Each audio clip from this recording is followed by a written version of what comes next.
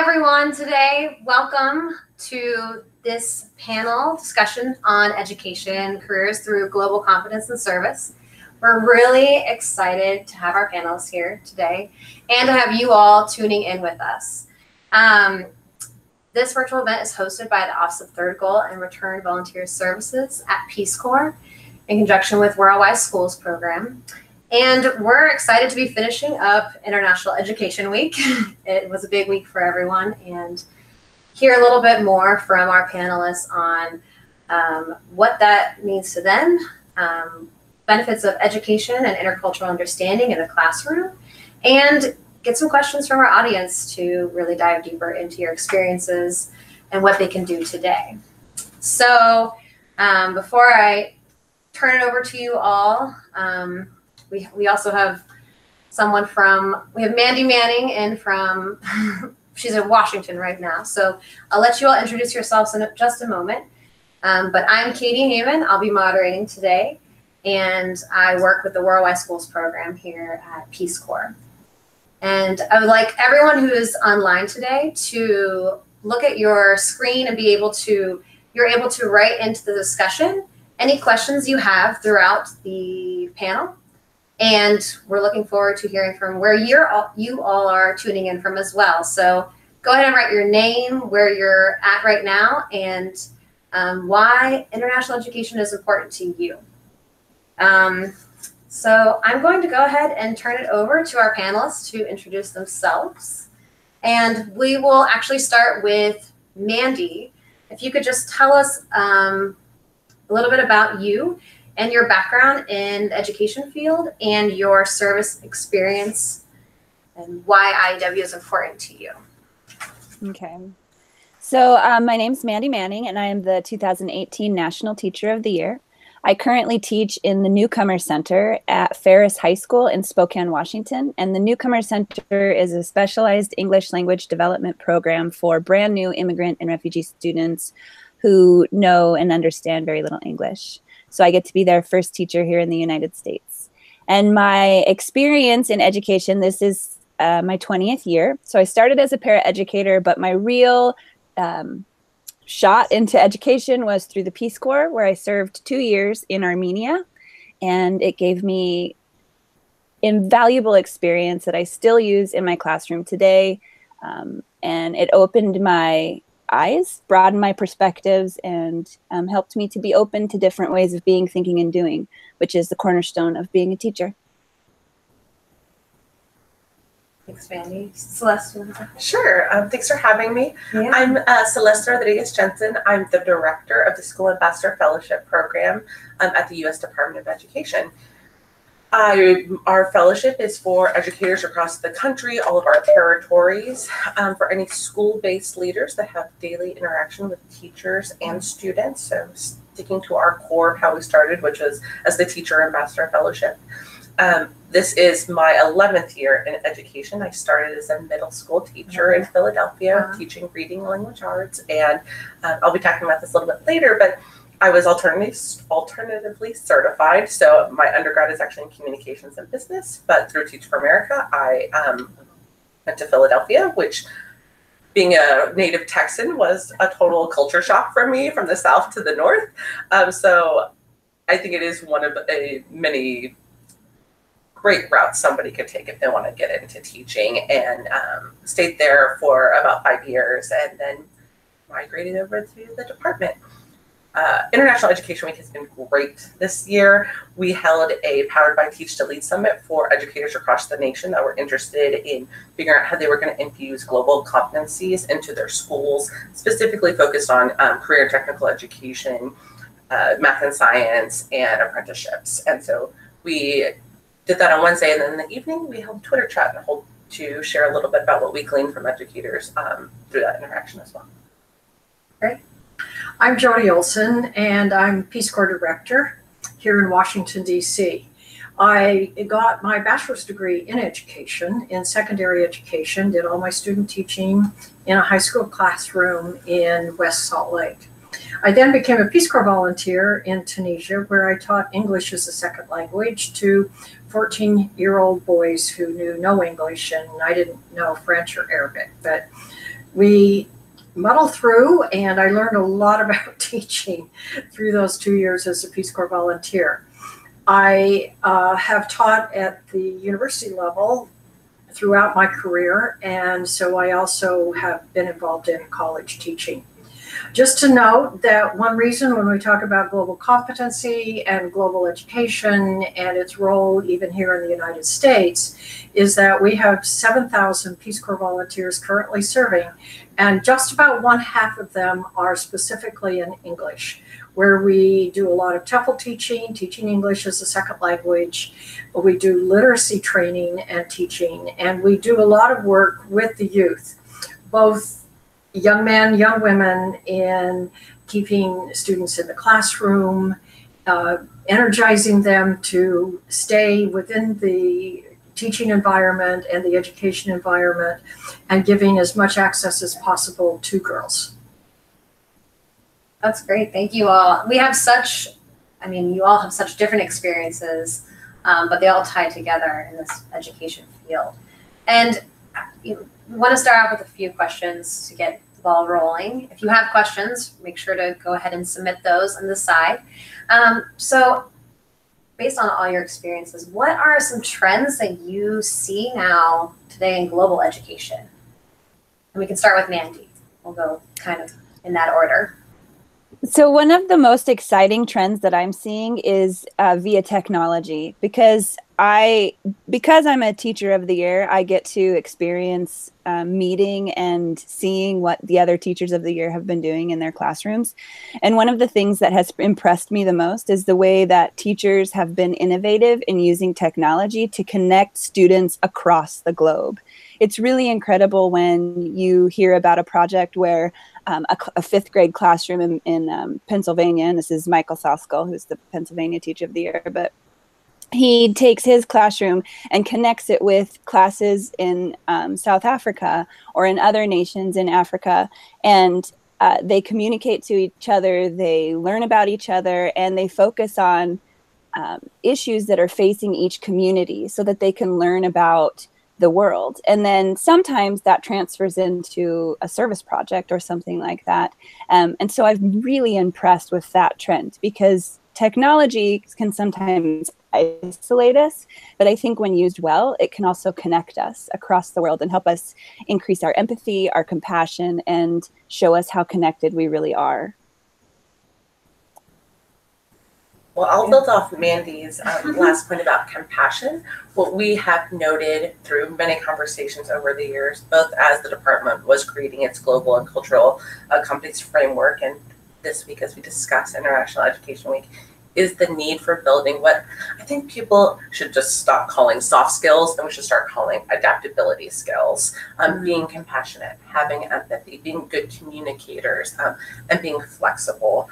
On Wednesday, we heard from a couple of business presenters who talked about wanting future workers to be coachable, being flexible, and not being adverse to change. And so I think the more we talk about cultural and global needs, it means what are the skills that you'll need no matter where you live in the world or the country. And to me, those are have in the past kind of been looked down. People are like, oh, you're a great communicator, that's nice, but what can you do? Yeah, what can you really do? And what I appreciate is, as someone who I think my soft skills are pretty strong, that those are becoming much more valuable on a global basis. Yeah. I'm going to pick up on what both Mandy and Celeste said. That first, when we think about technology and its infusion into education, and it's important for education, that is a global change. That as we have Peace Corps volunteers, as I say, in about 60 countries around the world, their connectivity is just going up so fast. And what we're finding, even in countries that have very limited,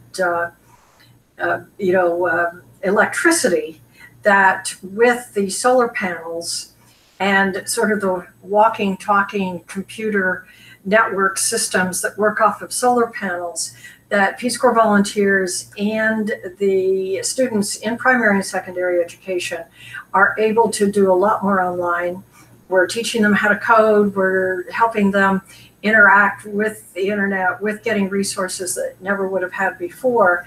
And so what that's doing, picking up on what Mandy said, is that the opportunities for classrooms here in the US and classrooms around the world, in part through Worldwide Schools, that these communities and these classrooms can really talk to each other.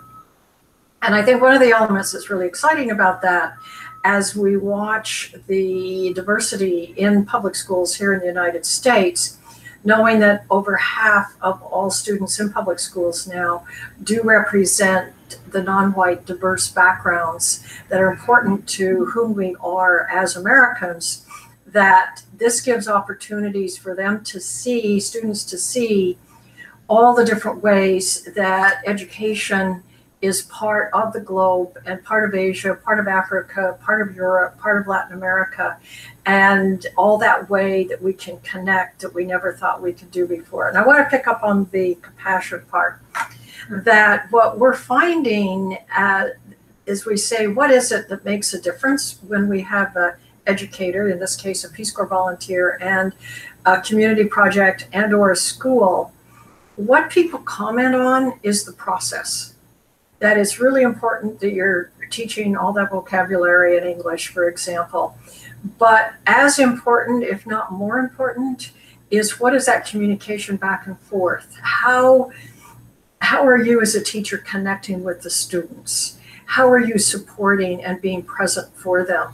And when we talk to students that have been taught by volunteers, what they really connect with is, oh, he was there for me, she was there for me, a little bit after school, of helping me after class, making sure that I knew what I was talking about, even though I wasn't sure what I was talking about.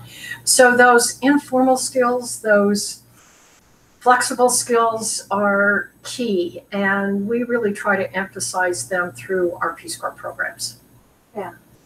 And I really hear you all picking up that on global competence skills, right? I mean, this is kind of trend. So, and you all have a different, y'all are working on in various agencies or classrooms on these skills. What are some challenges you see to bringing those to the classroom today? Global competence skills, developing those skills. I'll start. And I also just want to address that a question came in that what platform do we use to make those connections? And so I just wanted to say that, so Empatico is something that's now very commonly used to make close classroom connections across the globe, but also you can just use Skype. And I think that Peace Corps volunteers are an amazing resource because they're in classrooms across the nation. So those connections can be made through Worldwide Schools. And it's as simple as you making Skype phone calls and making sure you're on at the same time. But then back to the question at hand, which was what are some of the barriers? Was that the question? What are some challenges to challenges, right? So one of the biggest challenges is the rigidity of the educational system, because for the last 18 years, roughly, we've really made a strong push towards standardization of our classrooms. And that means we have this traditional idea of what a classroom looks like. We put in the standards aren't the problem, but we put in a standard curriculum that then you're supposed to follow A, B, C, D, regardless of who's in the classroom. And that doesn't allow for a whole lot of flexibility. And to have a global focus in your classroom, you have to have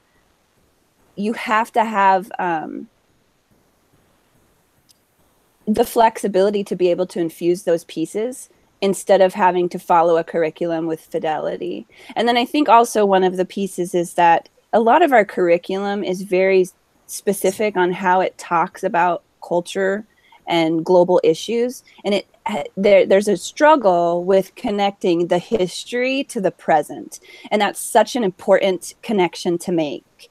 And so I think really that's the whole idea, is that we need to be more flexible and less rigid with our systems so that we can better infuse these things, give teachers the ability and the latitude to be flexible and to be innovative in bringing the world into their classroom. So kind of perfect transition.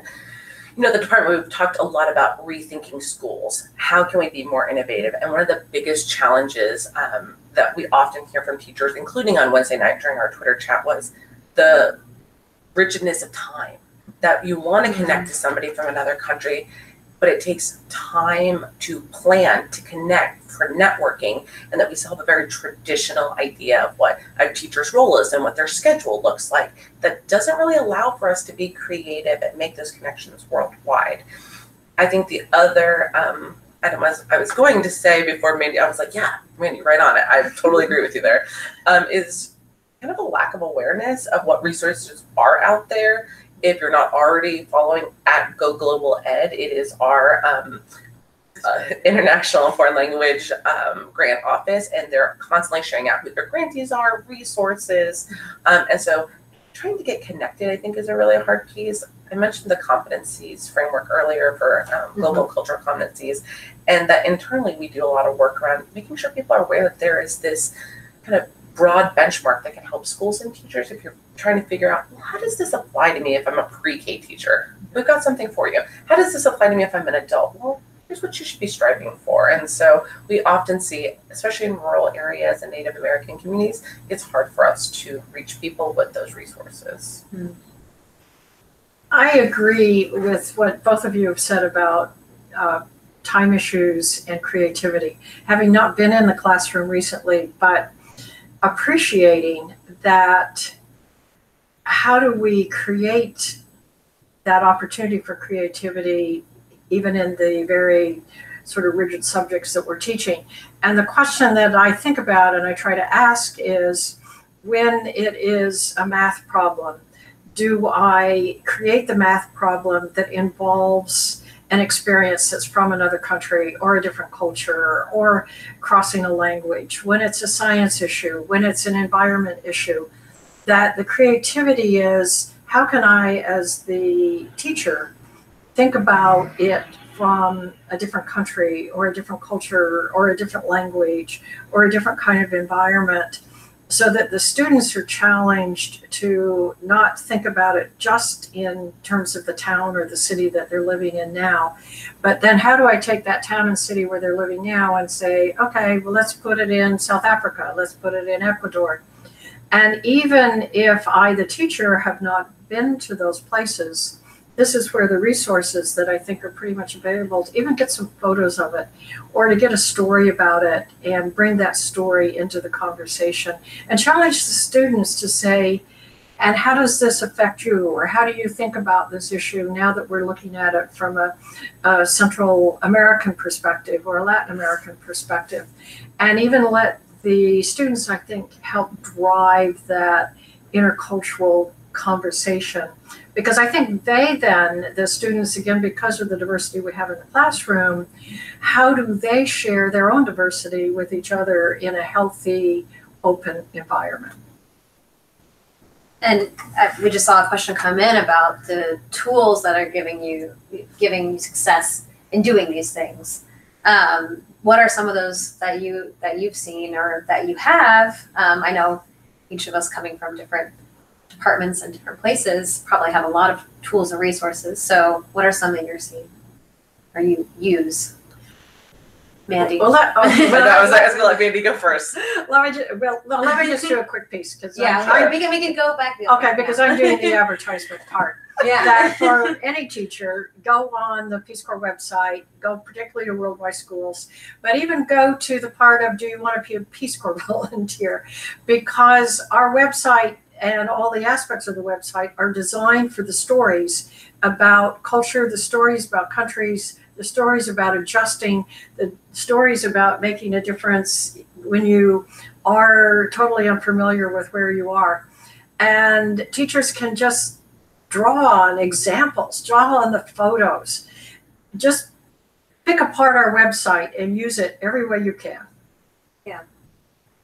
I want to echo that at the U.S. Department of Education, we also greatly value all the Peace Corps volunteers that come back and decide maybe they don't want to be in a classroom, but they'd like to come to the department instead. And how many returning volunteers we have in the Office of Elementary and Secondary Education, working on Title I, working with the migrant education program. And so I feel like we've talked very much on the ground, but I wanted to make sure to say that we at the department also love Peace Corps volunteers very much. But a couple of resources I kind of was thinking through, one, things I've most recently learned about, and other things that have kind of been go-tos. AACD is a nonprofit educational organization that's got a global aspect and actually has affiliates in most other countries. Asia Society was with us on Wednesday and has great resources. I think I already mentioned our Go Global education, including once you become a teacher, maybe you're wanting to return back to another country through Fulbright Hayes. And then there was one more, there was a new one I learned about. Apparently, the University of North Carolina has a World Views website that I was just exploring with lots of fun and new, interesting resources that I would encourage you to check out.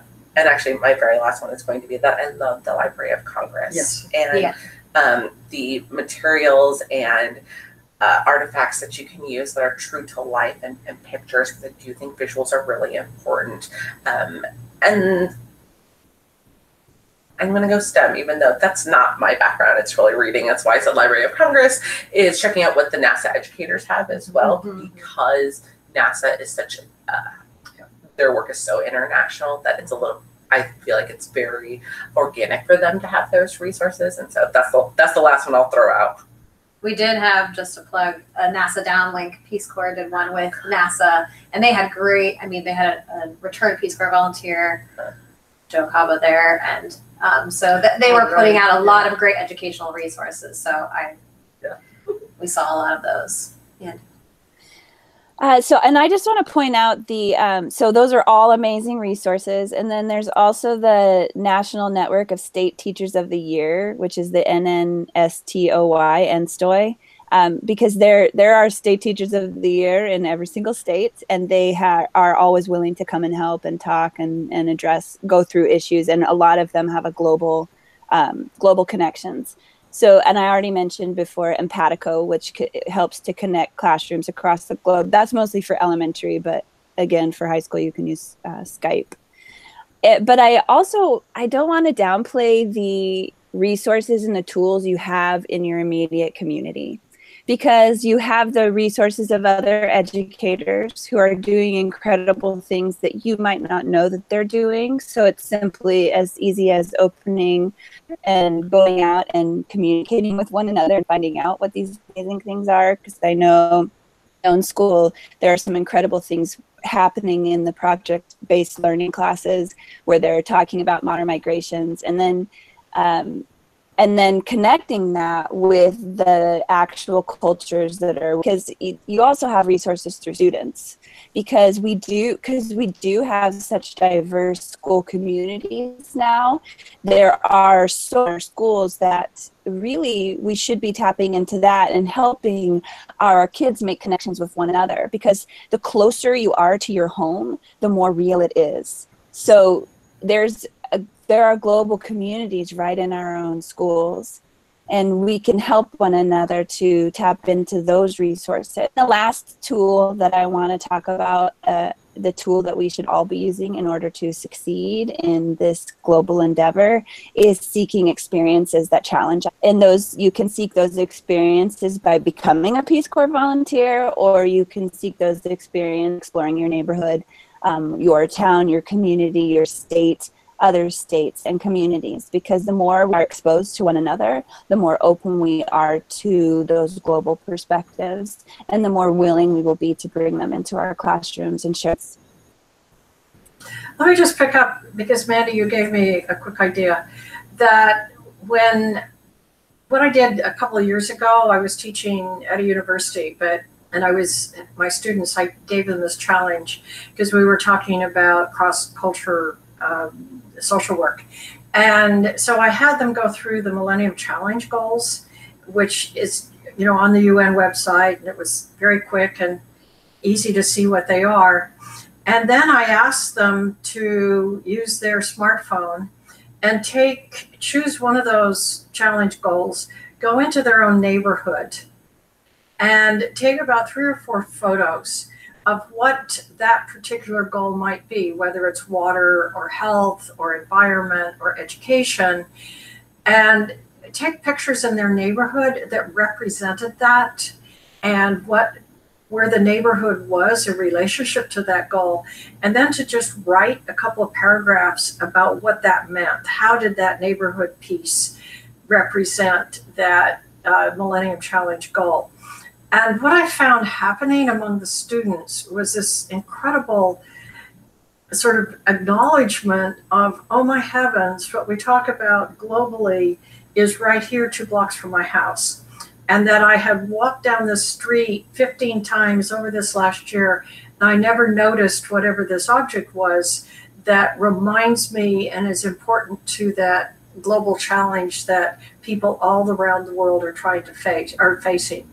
So I think in photos, there's sometimes quick and very visual ways to connect our neighborhood with something that has a global focus to it. Yes, and I just want to add that because we didn't mention those UN resources. There are incredible, incredible resources provided for this exact thing through the United Nations. So yes, thank you for reminding us. And that's an incredible project, and we should all be doing that with our students, encouraging them to go out, regardless of what level. You know, we should be telling them to go out and see how all of this is impacting their own community, because that's really where compassion begins. It's when we can see it right next to us.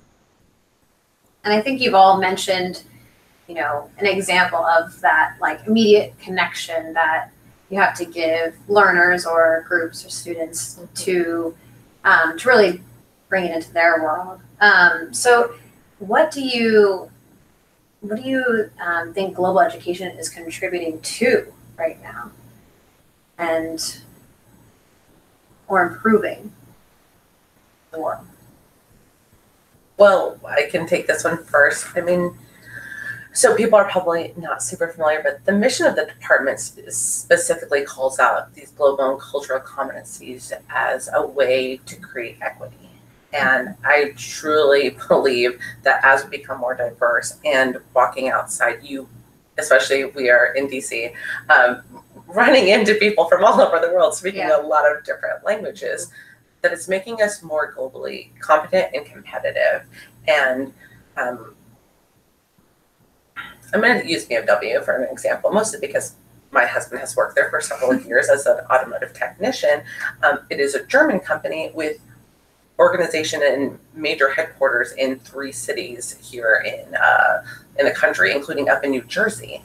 Now, you may not always think of New Jersey being like the major global center of the country, but when you really think about it, you're going to need those skills anywhere you go in the United States, whether you are working at some kind of fast food area where you may interact with a lot of different people. So I think global education is doing is making us prepare for every day, right?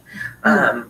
That it's no longer this idea that you'd fly to Germany to work for BMW and work with German engineers. It's that they'll come here and that this company has values from that country and that you'll need to understand them and recognize them to really be successful. And I think sometimes we think about global economy, and one of our fellows from last year talked about this. We say global economy, but we don't say global classroom, even though they're the same thing. We can't have global classroom. Mm-hmm. We can't have a global economy without a global classroom. Yeah. And I'm beating it to death, but I just, how do we have education without having global competencies anymore? Right. Mandy? So remind me of the specific question again. What's global education contributing to? Oh, well, it's mentioned a lot. I got off on this economic thing, and then I was like, but yeah, I mean, we are like, our communities are tied together. It's so crazy, the global connections with it just within our own communities. But I think the word connection is the most important piece here, because the world is much smaller than it was in the past. Because we are so connected technologically, we are essentially within minutes of one another, seconds of one another at all times. And I think we're seeing right now a bit of a pushback against this idea of us being a global neighborhood. And we're wanting to, again, isolate ourselves. And that's why it's so much even more important now that we do have global classrooms, because there's never going to be a going backwards. We're always going to be progressing forward, and we're going to get closer and closer and closer together and continue to be interconnected economically, socially, culturally. We're going to just continue to become so enmeshed together that you can't go back to where this place is this place and this place is this place and this place is this place, and they don't intersect. That's just never going to happen. And so in order to be able to bring communities along, to be able to help them to become compassionate and empathetic and understand that we are all neighbors, that we are all one community, we have to have global classrooms to help them on that journey and to help them come to that in a way that is very open and willing to be connected, really. Because we are connected. So we should maybe become okay with that and really embrace it. I think the global classroom is really the local classroom. And what's important in, I think, this whole conversation about global education is global is not someplace else. That, you know, you look at the globe and the US is on it. We haven't erased the US. It's right there on the globe. And as we look around in our schools, in our communities, and in the very classroom, we represent elements of that globe. We represent elements of all different parts of the world. And so with that, it's important that we, you know, recognize it both globally and locally, that we already in the classroom are bringing experiences, whether they're traditions, history, or even with the first generation students, something that's quite new, but that is who we are in every one of our classrooms. And to me, that is one of the more important elements of how we think about a global classroom. And I think I saw a question come up around like, how is this impacting classrooms kind of every day? And the first thing I think about is this focus on assets instead of deficits. That's what makes us different. It's really what makes us stronger. And I think in some of the rhetoric and some of the incidences, and even in school safety, as we look at different things, it's being able to be empathetic and talk about how different cultures and different individuals are feeling, really going to be impacting so many issues, because as Mandy said, everything is connected. Yeah, and I like that piece. Mandy, can you still hear us? Yes, I can hear you. Did I disappear? Something real quick, sorry. I don't know what just happened. We might have just lost connection. I think it says that we're fine. Hey, 1 second. It says no, you didn't. You're fine. Hit Josh real quick. I think we're okay, actually. Yeah. Mandy, can you hear us? Yes, I can hear you guys. Okay. Can Did you hear us a second ago? Yeah, I could hear you totally. Everything was fine. Oh, okay. We had some technical difficulties. We can't quite see you at the moment, but that's okay. That's good to know. We'll just keep going. It'll be good. Yeah, it says everything's fine. Okay. So, I think you were talking about one of the questions that just came up. Yes, just about Mandy said they could actually hear us, so I think great. Awesome. I didn't know if we lost anyone there. Okay, well, another question I saw that came up was, what recommendations do you have for education students or current professionals to enter the education field? I know some of you aren't in the education field right now, but you probably have, you've had that experience. So what is something you can share? Go ahead. For me, I think about, I got my degree in education, and the second thing I did was become a Peace Corps volunteer, which gave me the opportunity to teach in an environment that was completely different from my own. And it forced me to, again, work in languages that I, in the beginning, knew nothing about. I had to work culturally in an environment. I was in Tunisia, North Africa, and so worked with students who came from entirely different households. I was working in an education system that was more French-based and more, from my perspective, more rigid. I don't know if they saw it that way, but those 2 years helped me understand myself as a teacher and understand how do you connect with students, because all the ways I thought you connected, I couldn't connect. So I had to go back and think from their perspective, how do I connect with them? So I think for beginning teachers, an opportunity to teach in an environment that is very different than where you feel comfortable, so that you can test your edges and hear and see and feel and understand students in ways that you're not familiar with, because I really think it broadens your perspective as to how to be present in a classroom. I 100% agree.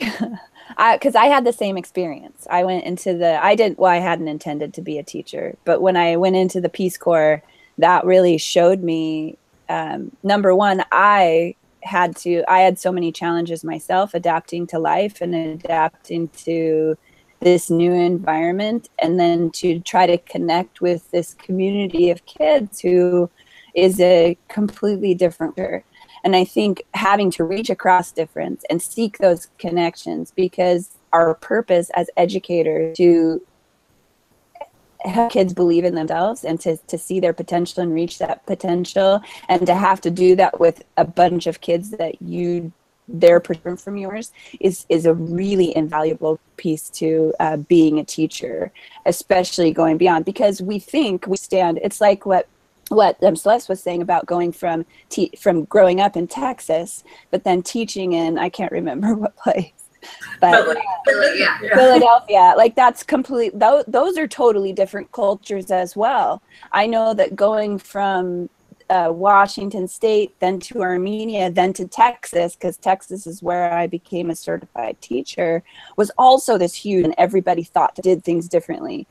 So we make a lot of assumptions going into a classroom. And when we challenge ourselves by seeking experiences that are far different, we understand that you can't make assumptions within a classroom, because every new group of students that comes into your classroom is going to come with whole different life experiences and perspectives that you're going to have to reach across to connect and help them to believe in themselves.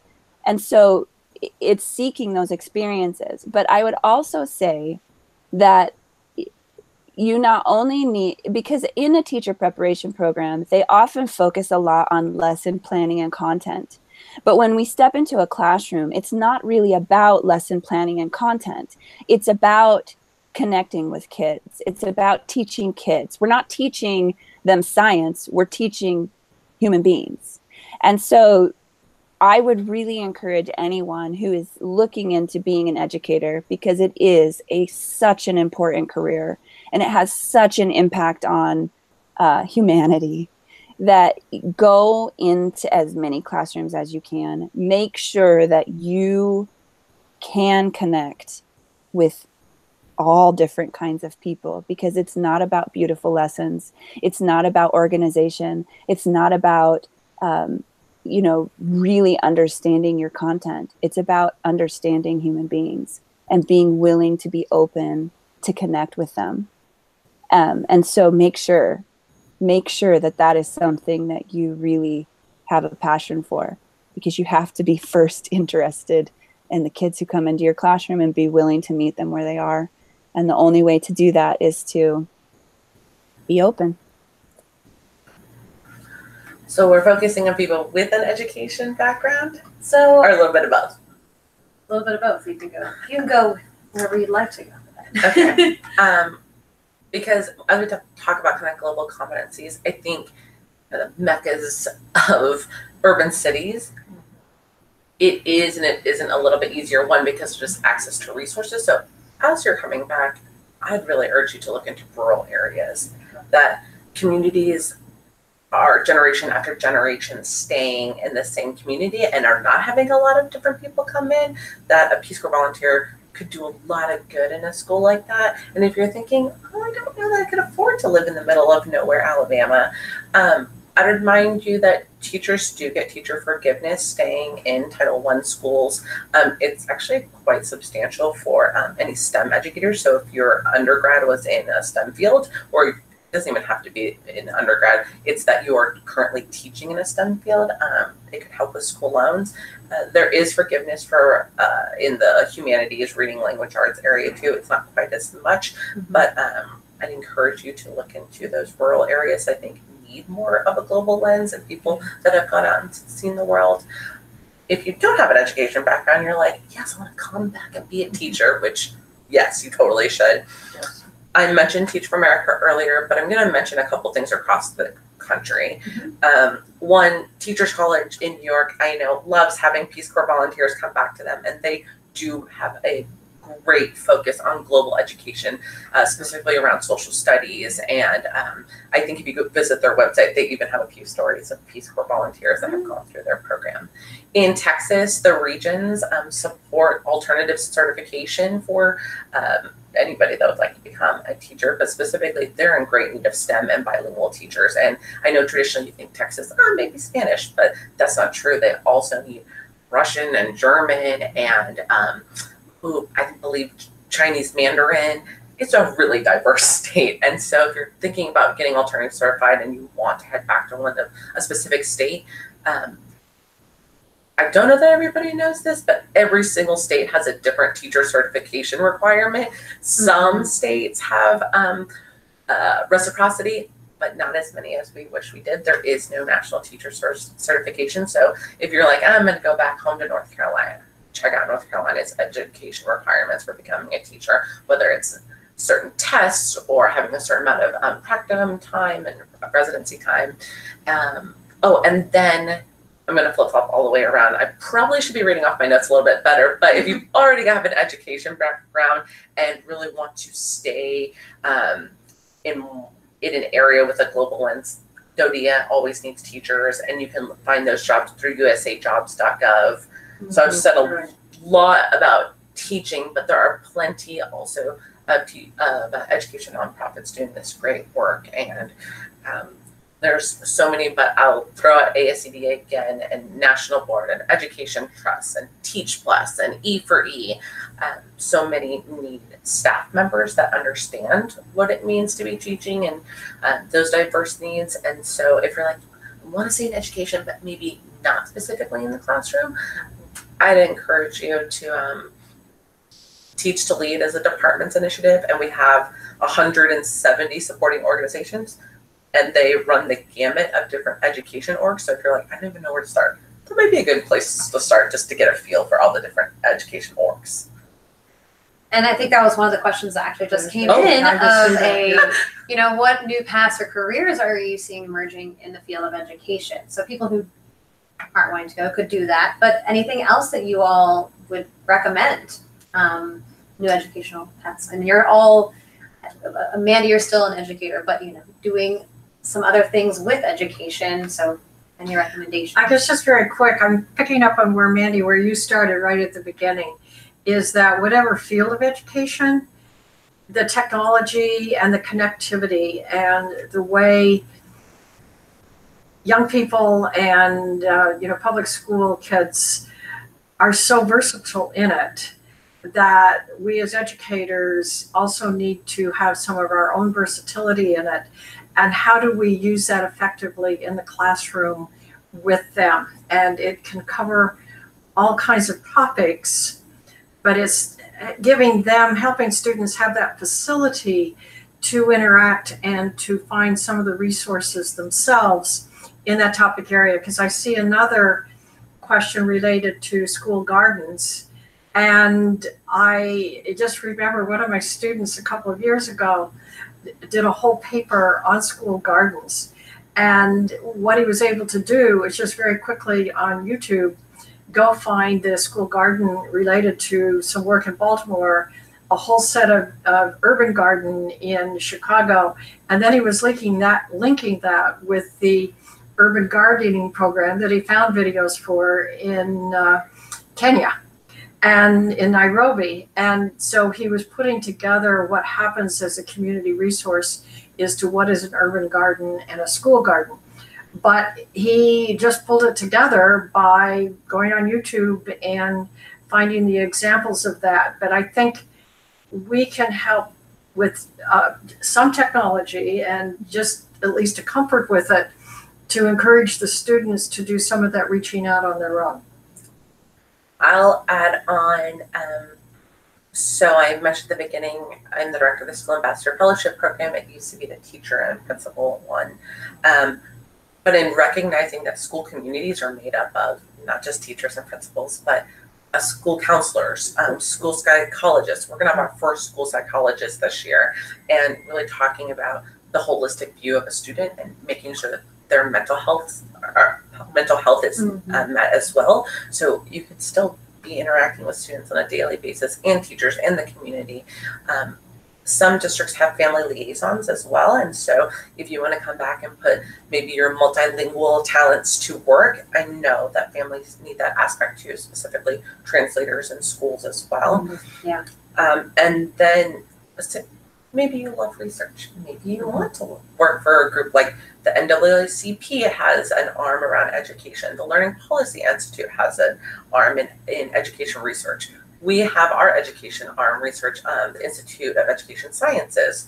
It is kind of away from our grant area, but they do research on what works. They're doing evaluations on strategies.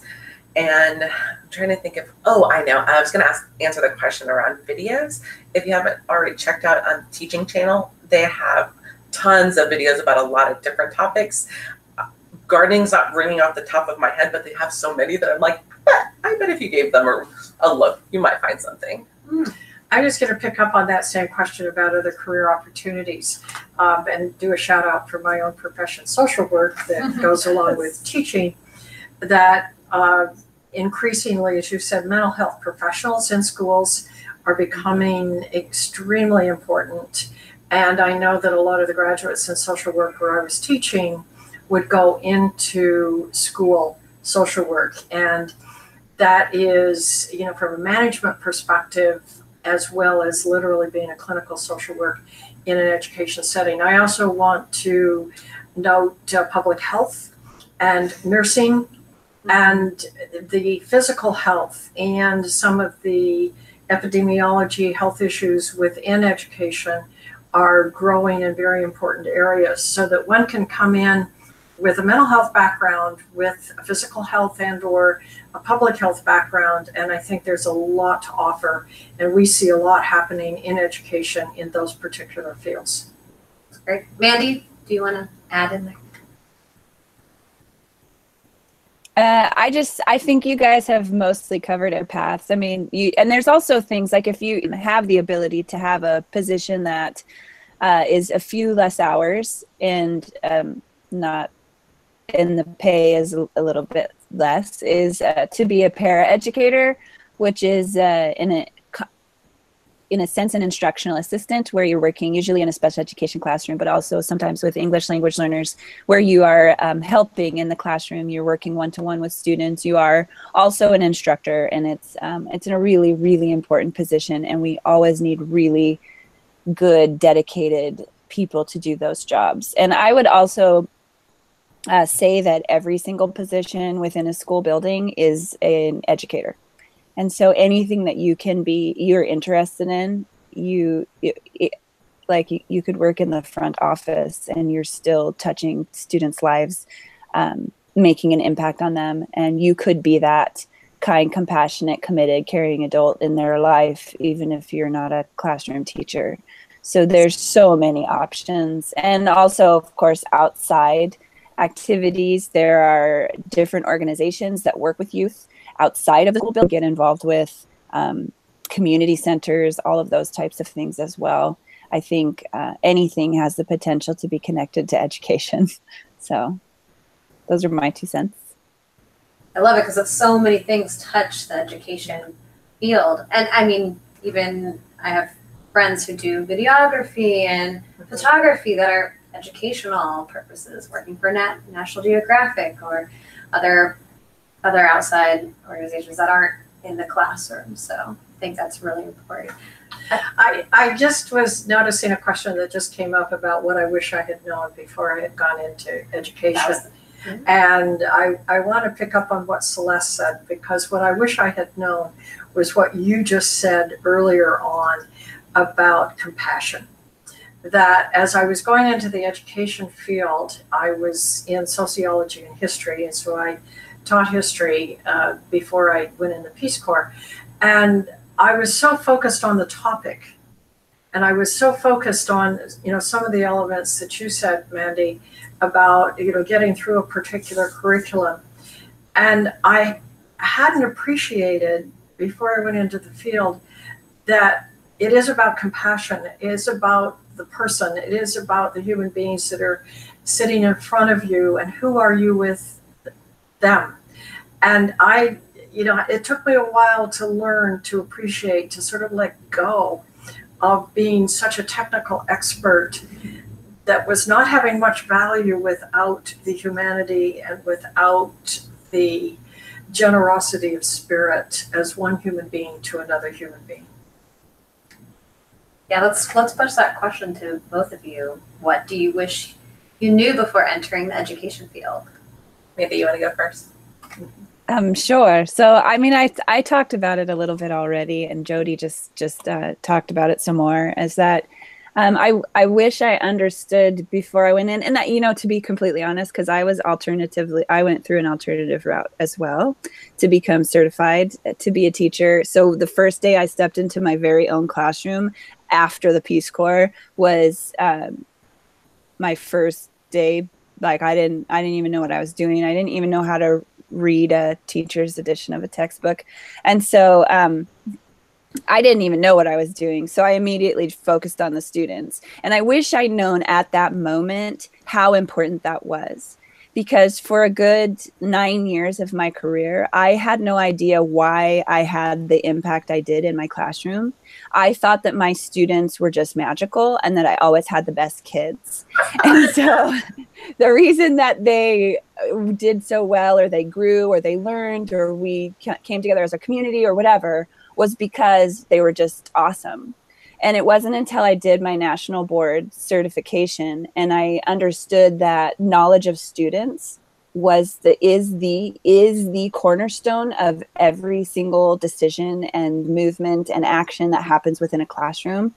I wish I'd known from that first day that those initial instincts of just being interested in my kids, just wanting to connect with them on a human level, I wish I knew that that was the heart of teaching, because I would have owned it more. I would have been more intentional about it from that first day. And my impact would have been even more than it already had been. And so just that idea that kids, the connection with kids comes first beyond anything else in that relationship, because kids will learn from a teacher they are connected with. How do you follow? How to follow Mandy, and also just I miss my students. Middle school is a special time, and my mom was a teacher for 25 years. I kind of knew what I was getting myself into, and I tried to think. I was just trying to think. I was like, oh, I kind of wish I knew about data, and I was like, yeah, I could have figured that out later. But what I actually figured out, and I wish someone had told me, and fellows always tell us after they leave us, is there's always a way to yes.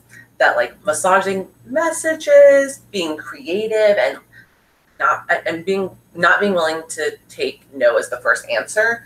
I wish someone had told me, like, just because one person has said no doesn't mean you can't try someone else, which I eventually figured out and be like, and I would change my approach. I would give them a different piece of information, which really gets those communication skills. But I think I was such a rule follower that if someone had just told me, yeah, you can still follow the rules while being creative with your path, that I might figure out that the rule was a made up rule by the first line supervisor. And if I just asked, is there a law to this? Is there somewhere this is written down?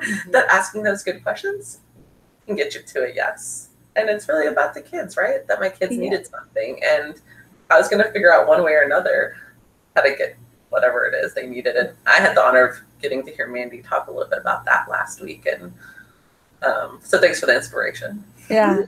I just want to say that, yes, we think we believe, because we have sort of this unspoken agreement that something is a rule, that it's a rule, when we really have a lot more freedom within our classroom than we think we do. And we should probably just go for it. Yeah. So we have about, I think it's 4 more minutes left. So if anyone has any more questions, please put them through. I see a few more that we haven't answered.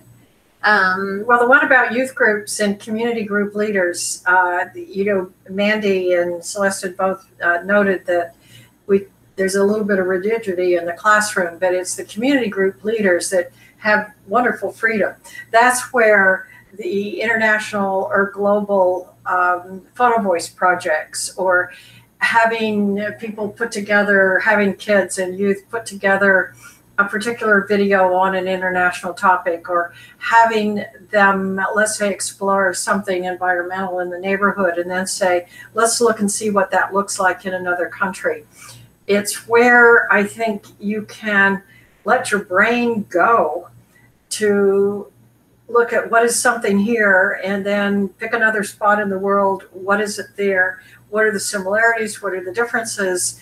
And then from there, it begins to grow and the conversations expand. But I'm a big fan, as you can tell, of what we call the photo voice, which is how do you find out what you think, what you feel, what people around the world think and feel through photos. I would say many of the things that I mentioned on purpose because they are free to anybody, and you can take them and make them what you need. But love what Jody said about, I think you have a little bit more freedom in youth group or community group leader area, and also not being afraid to reach out to people at other schools to learn about what they're doing, or other organizations. The thing I was kind of most surprised about when I was a teacher is reaching out to a business and being like, hey, can we talk about blank with your staff, or would your staff come in and talking? No one ever saying no, never. They thought it was a great idea. Okay, so and I'll just add one thing too, because I always want to go back to that idea that the globe is within our communities too, and that just going out and exploring, because sometimes people on one side of the city don't know what's happening on the other side of the city. So going out and exploring and making connections with the community around you, finding needs and helping fill those needs, helping solve problems within the community, doing all of those things. And I'm not talking about like just passive things like collections of clothing or collections of food, but actually going out and actively participating in parts of the community that you are not familiar with, I think will foster so much global competence. You'll be surprised. And that was my last piece of one action item that, if everyone here did, that's tuning in with us today, to make, we know education touches everything, so everyone's part of it in some way, to bring that global competence. What is something everyone can leave here and do? Just one action item. We only have a minute left. I've got mine, and it's something we think about all the time. Whatever kind of convening or celebration or event you're having, if everybody in the room looks the same, you have a problem. To be culturally and globally aware and inviting, everybody can't look the same. It's kind of an easy thing that I'm always look for, and it's somewhat very telling. when it's kind of consistent within an organization, right? Their culture around global competency. It's great. Yeah. Good. I would think about, what do I do? What do I eat? I mean, if you're a kid in the classroom and you're thinking about what is comfortable for me in my own home situation, and then challenge that person, that student, to do some research on what would that similar activity in another part of the US or another part of the world, how would they approach that same activity? And what me as a student makes me comfortable or uncomfortable as I learn about that same way of eating, or the kinds of way we eat, or pets, or how people look at animals and treat animals in different parts of the world. But I would find what's comfortable for me, and then I would research what's it like with a part of the world and with a group of people that would come at it very differently. That's great. Maybe one more. Yeah. We're a little over time, I know, but It's a simple one. Go out, seek experiences which challenges your perceptions. Go out and find something that you've never done before. Meet a neighbor that you've never met before. Something that's going to broaden your perspectives, challenge your perceptions, and give you a whole new insight into the world. I want to thank everyone for being with us today, and especially thank our panelists. You all were amazing, and I learned a lot. And if anyone has any more questions, or they like to reach out to us at wwsinfo@peacecorps.gov, we'd be happy to follow up. Hopefully you can utilize these resources today that everyone shared, and thank you all. Thank Thank you. you so much. Thanks, Mandy. Okay. Bye-bye.